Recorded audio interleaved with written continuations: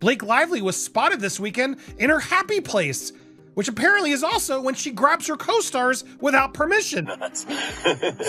And when you really went for it, too. That's always awkward. And you're like, hey, hi, nice to meet you. Can I grab your nuts? She grabbed his crotch on camera and laughed about it. But when the footage resurfaced, no one was laughing anymore. You won't believe what happened next. Between the nut grab and the literal product placement of her husband's cheat on this thing, it's all so ridiculous. In a moment that has since gone viral for all the wrong reasons, Blake Lively casually admitted on a director's commentary that she grabbed co-star Henry Golding's nuts, and not in some awkward accident, but full on, intentional, and hard. The way she told the story, like it was a quirky little blooper reel, not an outright violation of personal boundaries. She joked about it like she was sharing a funny on-set memory, complete with giggles, sarcastic punchlines, and even a plug for Ryan Reynolds' gin brand, right in the middle of it all. But here's where it gets interesting. She just can't help herself. And to see that she's willing to do that, she'll grab them. Henry Golding didn't look amused. His face in the clip said it all. Tight smile, nervous laughter, barely concealing how uncomfortable he was. And yet, no one called it out at the time. There was no HR investigation, no apology, no reckoning, just another funny Blake moment to sprinkle into the promotional tour. Except now, years later, the world is watching that same clip with fresh eyes, and it's not looking good. It gets worse. So am I blaming my husband? Right, am I saying he killed her? This is one of my favorite additions that you came up with. Grabbing his nuts.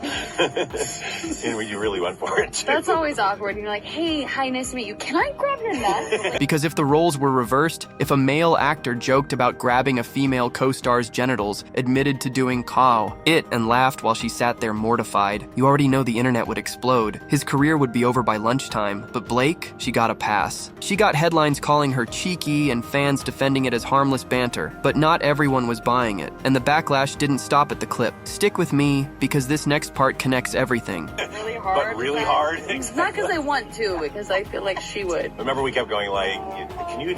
Not because I want to, because she would. I'm just gonna grab your nuts really hard, okay? The commentary wasn't just problematic. It was the beginning of a pattern that paints Blake Lively not as a lovable Hollywood darling, but as someone who uses charm to bulldoze over boundaries. And with that one disturbing audio clip, the illusion of her squeaky clean image started to unravel, and that's just the beginning. I kept going, can you do it harder? Yeah, and that was my tip of the hat to baby Jane Hudson. Yes. When she's spinning on the beach at the end. Oh, it's so great. And then you ADR'd a little extra, like, the little laughs and stuff. It's fantastic. She grabbed her co-star and laughed, then accused another man of harassment. The hypocrisy? It's jaw-dropping. Just when people were wrapping their heads around Blake Lively's nut grab story, she pulled a move that made jaws drop across the industry. In a stunning twist, Blake turned around and accused her, "It ends with us" co-star Justin Baldoni, of inappropriate behavior. That's right, after openly bragging about groping one man on set, she suddenly became the victim in another situation. And this time, it went nuclear. But hold that thought, because it connects to something even crazier. Blake filed legal documents claiming Justin made her feel deeply uncomfortable, citing a comment he made about her self-tanner as inappropriate. And yet, those same documents failed to mention one tiny detail. She had previously invited Baldoni to her penthouse. Not only that, she let him hold her baby while they shared a cozy moment together. That's not fear. That's not trauma. That's something else entirely. Here's where the double standard gets offensive, because when Blake does the grabbing, it's called quirky. When a man makes a harmless comment after she invited him into her home, it's harassment. But wait, it gets worse. She didn't just call him out behind closed doors. She tried to paint him publicly as a predator. And when Baldoni clapped back with a lawsuit of his own, claiming defamation and extortion, suddenly Blake's entire narrative started to fall apart. Don't scroll yet, because this next part changes everything. The court of public opinion doesn't take kindly to hypocrisy, especially when it's weaponized. And that's exactly what this looked like. One minute, she's cozying up with Baldoni in her luxury penthouse. The next, she's launching legal grenades and crying trauma to the press. And the worst part, this wasn't the first time she'd pulled something like this. We'll come back to that in a second. She says she's too traumatized to leave the house, but days later, she's laughing in full glam at a donut shop. What's really going on? March 30th should have been a quiet day, but instead, Blake Lively was photographed beaming inside a Connecticut bakery, smiling wide, hair perfect, surrounded by